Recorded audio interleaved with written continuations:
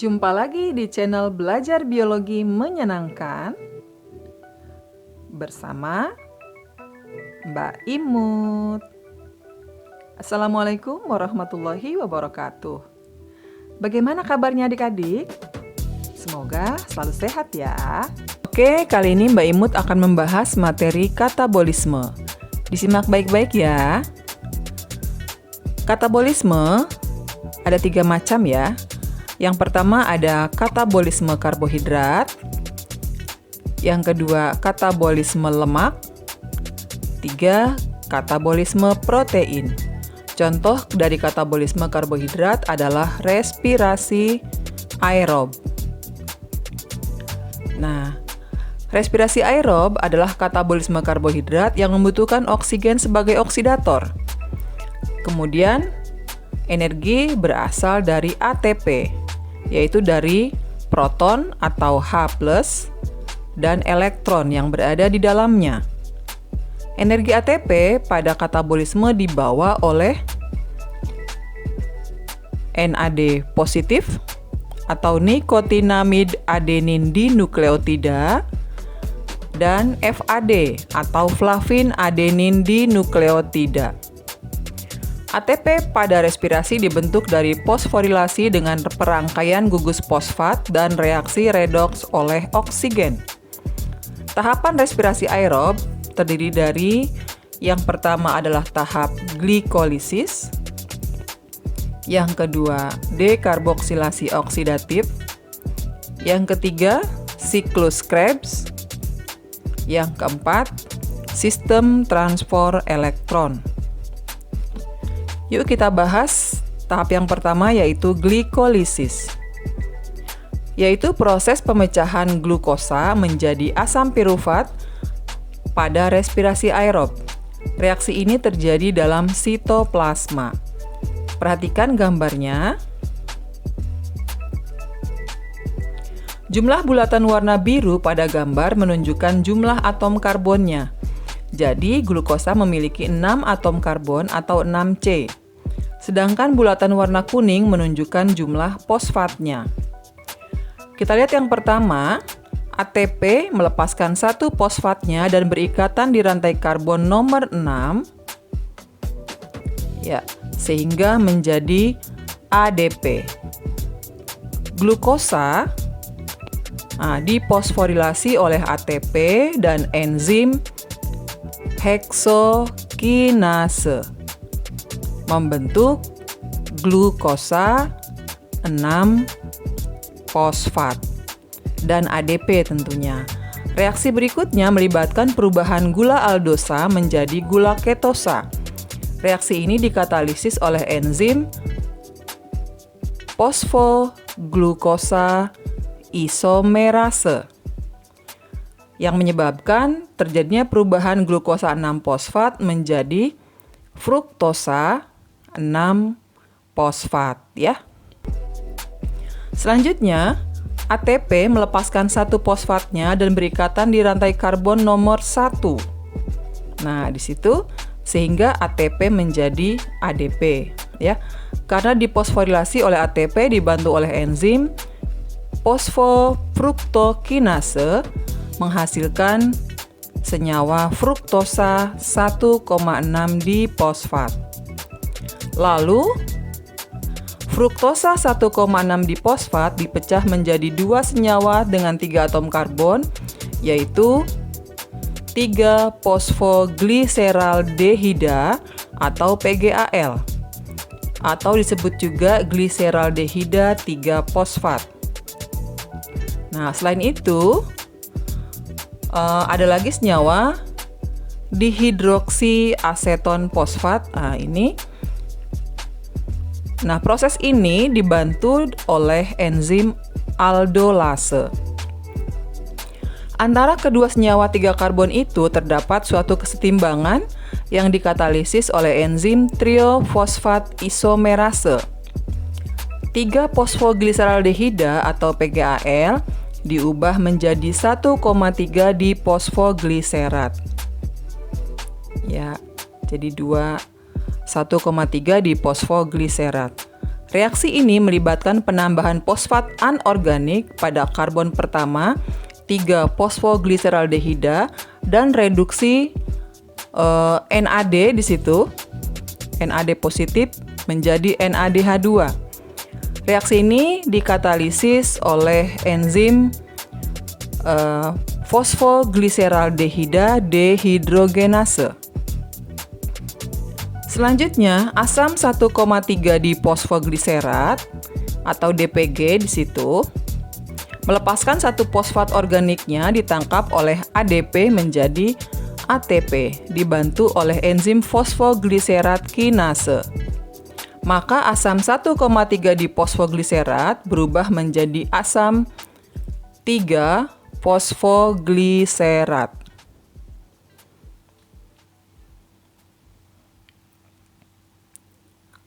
Lalu 3-fosfogliserat diubah menjadi 2-fosfogliserat dibantu oleh enzim apa di situ enzimnya? Ya, nama enzimnya adalah fosfogliseromutase. Selanjutnya, pelepasan air atau dehidrasi dari 2-fosfogliserat oleh enzim enolase membentuk asam fosfoenol pirufat.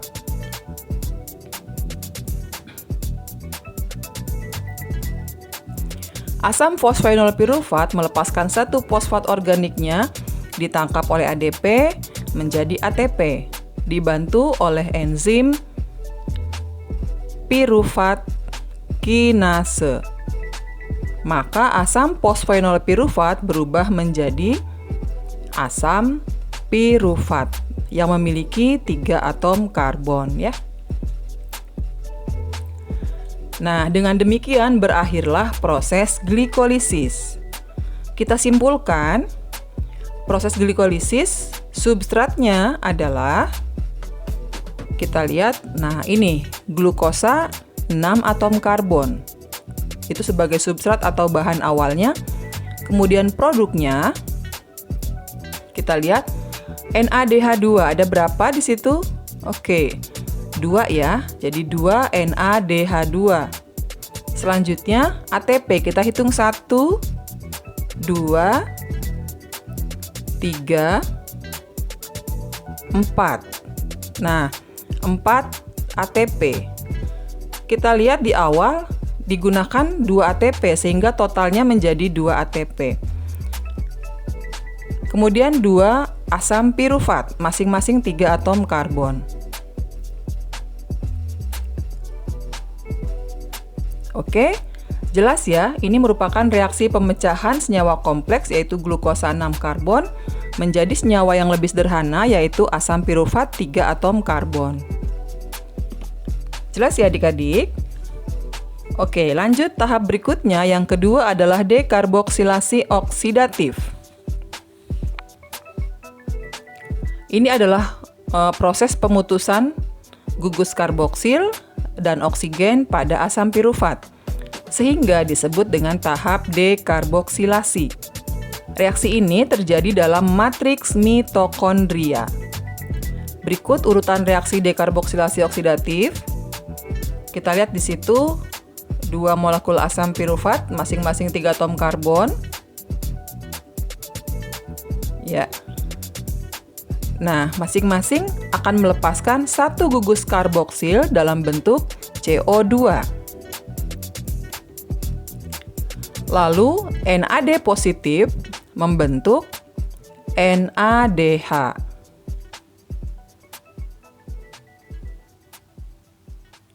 Oke, maka asam pirufat 3 atom karbon berubah menjadi senyawa asetil 2 atom karbon. Kenapa? Karena tadi 1 karbonnya sudah dilepas dalam bentuk CO2 ya. Kemudian senyawa asetil masing-masing akan berikatan dengan koenzim A menjadi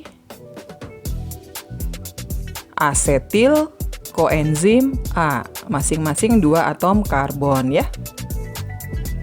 Tahap ini disebut dengan reaksi antara ya. Kenapa? Karena merupakan penghubung antara glikolisis dengan siklus Krebs. Kita lihat substratnya. Ya, 2 molekul asam pirufat masing-masing memiliki 3 atom karbon. Kemudian produknya, kita lihat ada berapa NADH-nya? 1, 2. Berarti 2 NADH. Kemudian CO2-nya ada 1, 2. Jadi 2 CO2.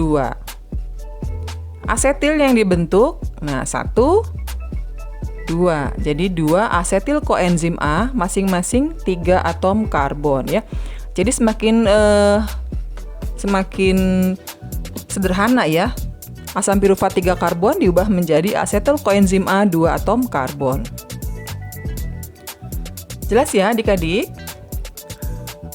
Contoh reaksi pemecahan.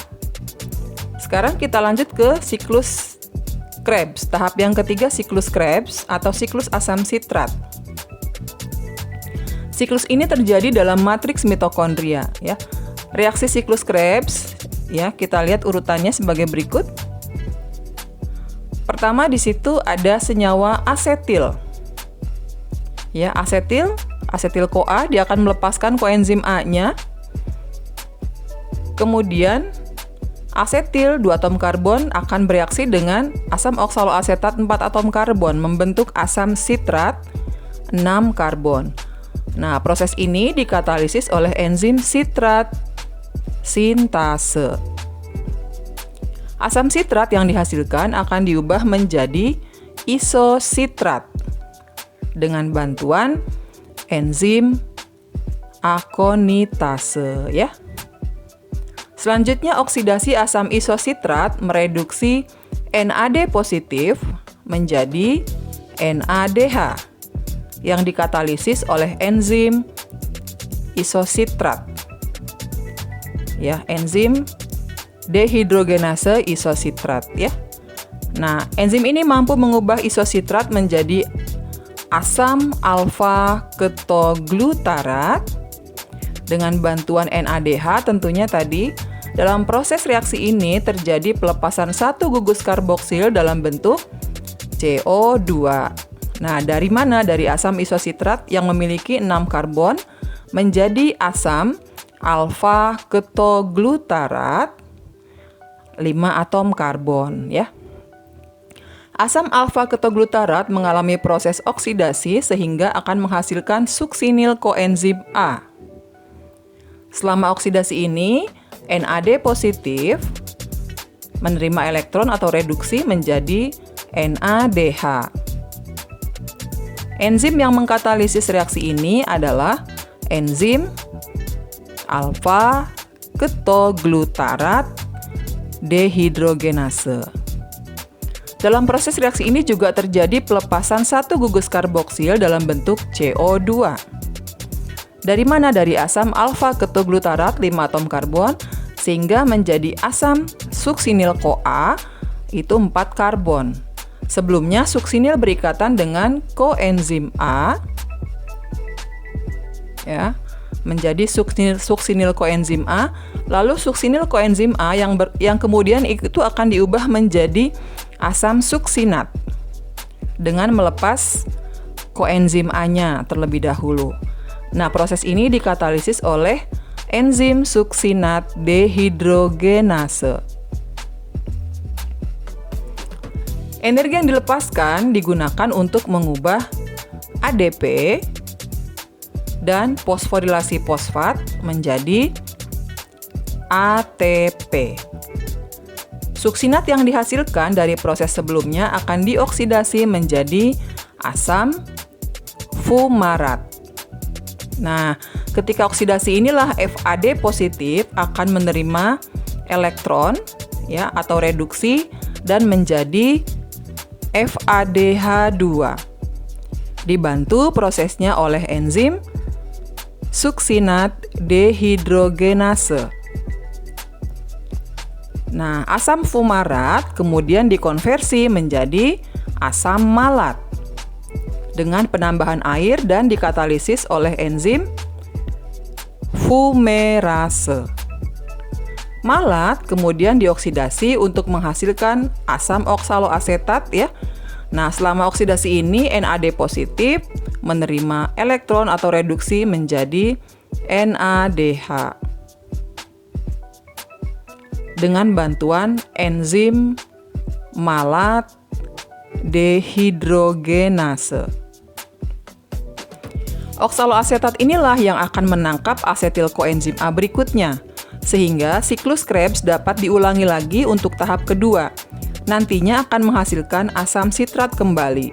Hasil akhir dari tahap ini juga berupa NADH. Kita simpulkan dari tahap siklus Krebs ya, substrat yang digunakan adalah asetil koenzim A 2 atom karbon ditambah dengan asam oksaloasetat 4 atom karbon. Atau gabungan antara keduanya membentuk asam sitrat. Ya, asam sitrat 6 atom karbon ya. Produknya yang dibentuk adalah asam oksaloasetat 4 atom karbon. Jadi selain sebagai substrat, asam oksaloasetat juga sebagai produk. Karena di akhir proses siklus Krebs dibentuk kembali asam oksaloasetat ya. Produk lainnya adalah CO2, kita hitung ada berapa di situ? Oke, ada 2 ya. Jadi 2 CO2. ATP ada berapa? Oke, ada 1 ya. Jadi 1 ATP. Kemudian FADH-nya. Nah, 1 FADH. Lalu NADH-nya dihasilkan berapa? 1, 2, 3. Jadi dihasilkan 3 NADH. Karena produk yang dihasilkan dari tahap dekarboksilasi oksidatif adalah 2 molekul asetil koenzim A, maka siklus Krebs akan berlangsung 2 kali, sehingga total substrat dan total produk pada proses siklus Krebs kita kalikan 2. Jadi kita lihat sekarang 2 kali siklus Krebs, bagaimana total substrat dengan produknya. Ya, substratnya menjadi 2 asetil koenzim A 2 atom karbon, 2 asam oksaloasetat 4 atom karbon, atau gabungannya 2 asam sitrat 6 atom karbon. Produk menjadi 2 asam oksaloasetat 4 karbon, 4 CO2, 2 ATP, 2 FADH2, dan 6 NADH. Jelas ya? Sekarang lanjut ke tahap keempat, sistem transport elektron. Melalui proses ini, molekul NADH dan FADH2 yang terbebaskan dari bahan bakar glukosa belum menghasilkan ATP. ATP dapat dibebaskan dari NADH dan FADH2 melalui proses sistem transport elektron atau biasa disebut dengan fosforilasi oksidatif ya.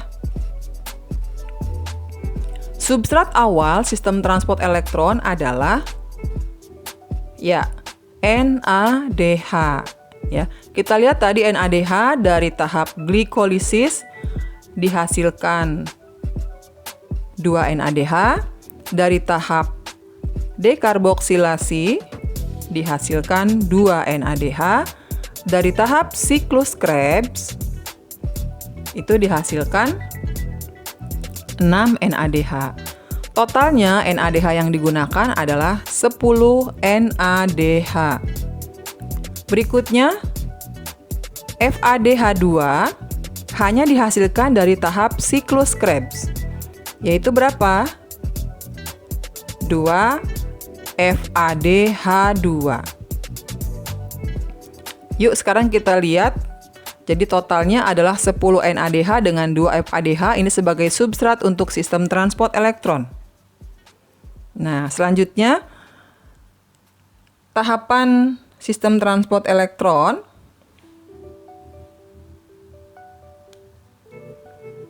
Kita lihat ini gambarnya. Nah, ini keterangan gambarnya, kita lihat Promawi 1 itu adalah NADH dehidrogenase, Romawi 2 adalah suksinat dehidrogenase. Ki di situ adalah ubiquinon. Sit B adalah sitokrom B. Sit C sitokrom C. Sit A sitokrom A. Nah, NADH melepaskan proton dan elektron pada kompleks 1 dan FADH2 pada kompleks 2. Kita lihat 10 NADH-nya itu akan melepaskan 10 H+, ditambah 20 elektron, ditambah 10 NAD positif. Proton atau H+ dari NADH dipompa keluar dari matriks mitokondria 3 kali, melewati 3 protein pembawa, yaitu kompleks 1, sitokrom B, dan sitokrom A. Berarti total ATP yang dihasilkan yaitu 10 NADH, kita kalikan 3, sama dengan 30 ATP. Ya, ini perolehan ATP dari NADH ya. Selanjutnya, 2-FADH2 akan melepaskan 2 FAD positif ditambah 4 H+ dan 4 elektron. Proton atau H+ dari FADH2 lalu dipompa keluar dari matriks mitokondria sebanyak 2 kali, melewati 2 protein pembawa yaitu sitokrom B dan sitokrom A. Berarti total ATP yang dihasilkan dari 2 FADH2 adalah 2 FADH2 kita kalikan 2 menjadi 4 ATP. Ini perolehan ATP dari FADH. Elektron dibawa berjalan-jalan mengelilingi membran dalam mitokondria melalui mekanisme reaksi redoks oleh ion Cu dan Fe, sehingga matriks bermuatan negatif. Adanya aliran angkutan elektron tersebut menyebabkan kompleks protein pembawa elektron menggerakkan proton atau H+ dari mana? Dari matriks mitokondria ke ruang intermembran. Nah, ini menyebabkan perbedaan konsentrasi proton dalam matriks lebih kecil daripada konsentrasi proton di ruang intermembran mitokondria. Sehingga proton cenderung berdifusi lagi ke matriks mitokondria.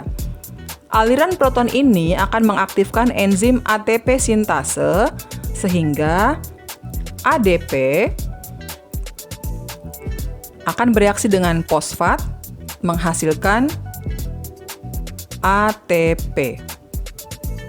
Proton atau H+ yang bergerak melalui ATP sintase memacu pembentukan ATP. Agar ATP tetap terbentuk, proton dan elektron pada akhir sistem transport akan berikatan dengan oksigen membentuk air. Dalam hal ini, oksigen sebagai penerima elektron terakhir. Sehingga total 24 H+ yang tadi dihasilkan akan berikatan dengan 6 O2 plus 24 elektron membentuk 12 H2O. Nah, dari 12 H2O, 6 H2O itu sebagai total H2O yang dihasilkan dari sistem transport elektron, dan 6 H2O lainnya itu akan kembali masuk ke siklus Krebs berikutnya ya. Kita lihat kesimpulannya sekarang. Substrat yang digunakan yaitu 10 NADH dengan 2 FADH2 ya. 10 NADH dengan 2 FADH2. Produknya yaitu 34 ATP ditambah, dari mana 34-nya? Dari NADH dengan FADH ya. Jadi 34 ATP plus 6 H2O. Nah, perolehan ATP secara tidak langsung itu berarti dari sistem transport elektron 34 ATP ditambah total ATP langsung dari tahap sebelumnya 4 ATP sehingga total respirasi aerob adalah 38 ATP. Sekarang kita lihat bagaimana respirasi anaerob. Respirasi anaerob melalui proses fermentasi. Contoh organisme yang melakukan fermentasi adalah ragi atau di sini adalah Saccharomyces species. Proses glikolisis mengoksidasi glukosa. Di sini kita lihat ya, glukosanya 6 atom karbon. Nah, glukosa itu dipecah menjadi 2 molekul gliseraldehid 3 fosfat atau PGAL ya.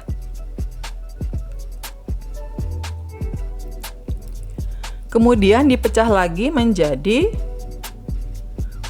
2 molekul asam pirufat, masing-masing 3 atom karbon.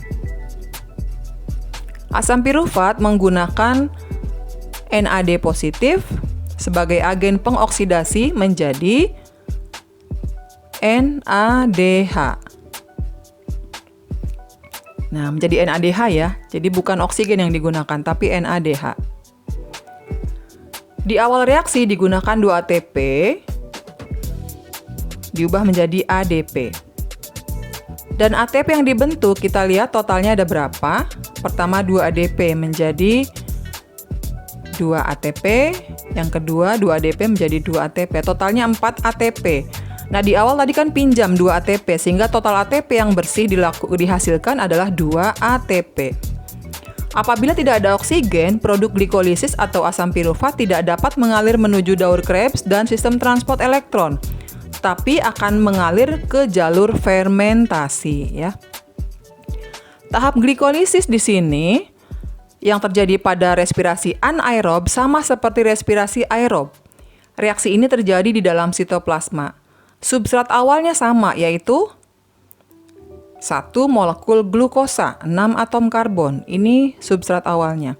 Kemudian produk akhirnya kita lihat 2 molekul asam pirufat, masing-masing 3 atom karbon, ya. Kemudian apa lagi? NADH. Ada berapa di situ? 2 NADH. ATP-nya 2, total bersihnya tadi, ya. Pembentukan etanol atau asam laktat dilakukan setelah glikolisis jika sel mengalami kekurangan oksigen. Tahap pertama di sini pengikatan H2O oleh asam pirufat dan CO2. Nah, CO2 di sini dibebaskan dari asam pirufat, maka hasilnya senyawa dengan 2 atom karbon, yaitu senyawa apa? Oke, asetaldehida, ya. 2 atom karbon. Kenapa? 1 atom karbonnya sudah dilepas tadi dalam bentuk CO2. Enzim yang membantu adalah pirufat karboksilase. Pada tahap kedua, asetaldehida direduksi oleh NADH menjadi etanol, dibantu oleh enzim alkohol dehidrogenase. Proses ini meregenerasi NAD positif yang diperlukan dalam glikolisis, ya. Perolehan ATP total dari respirasi anaerob hanya 2 ATP. Kenapa? Karena prosesnya tidak lanjut ke siklus Krebs dan sistem transport elektron. Oke, jelas ya adik-adik? Untuk respirasi anaerob, totalnya hanya 2 ATP. Berikutnya, kita lanjut ke pembentukan asam laktat. Dilakukan oleh hewan dan manusia. Fermentasi asam laktat di sini contohnya adalah fermentasi oleh fungi, bakteri, dan juga sel otot kita yang sering berkontraksi. Agar asam laktat dapat dioksidasi tubuh, tubuh harus melakukan respirasi aerob untuk mendapatkan lebih banyak oksigen. Sama dengan fermentasi alkohol, fermentasi asam laktat juga hanya menghasilkan 2 ATP saja di tahap glikolisis. Pada fermentasi asam laktat, asam pirufat direduksi secara langsung oleh NADH membentuk asam laktat. Ya, membentuk asam laktat tanpa membebaskan CO2. Jadi tetap asam laktat 3 atom karbon. Dibantu oleh enzim asam laktat dehidrogenase. Sekarang kita lihat bagaimana hubungan antara katabolisme karbohidrat, lemak, dan protein. Katabolisme utama yang dilakukan tubuh adalah katabolisme karbohidrat.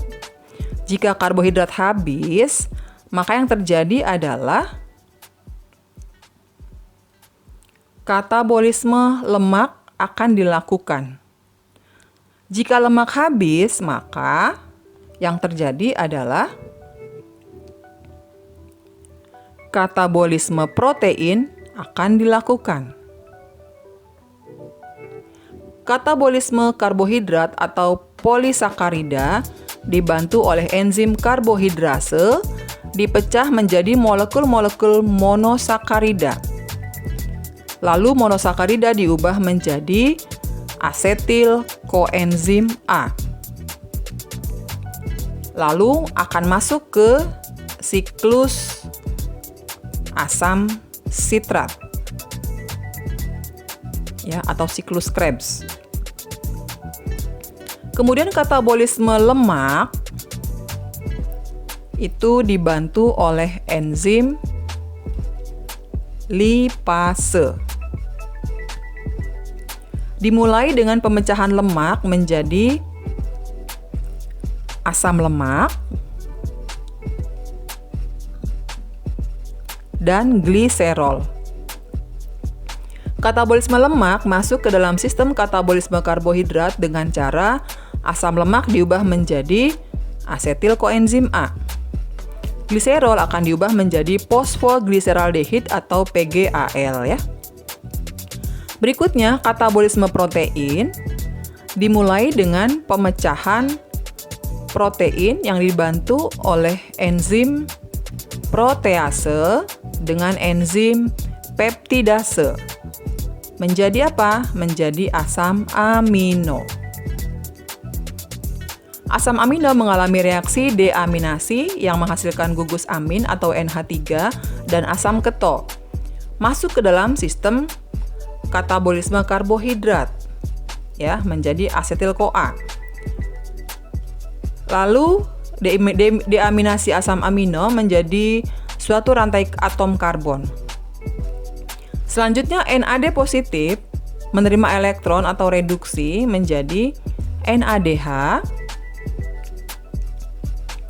dengan melepaskan H+, ya. Kemudian ADP akan mengikat fosfat membentuk ATP melalui proses fosforilasi oksidatif. Oke adik-adik, penjelasan tentang proses katabolisme meliputi respirasi aerob dan anaerob. Mbak Imut cukupkan sampai di sini dulu. Intinya, energi ATP yang dihasilkan dari respirasi aerob jauh lebih besar, yaitu 38 ATP, sementara respirasi anaerob hanya 2 ATP, ya. Sampai jumpa di sesi berikutnya. Ingat, selalu jaga kesehatan ya. Wassalamualaikum warahmatullahi wabarakatuh.